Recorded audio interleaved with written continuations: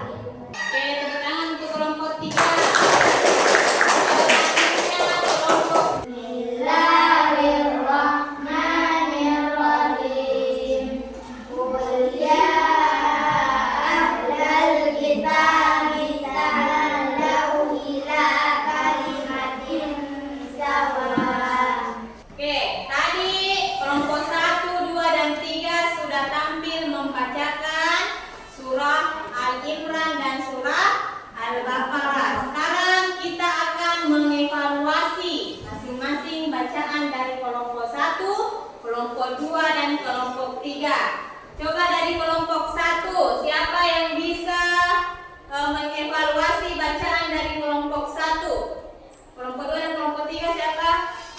Oke, Nur Faidah.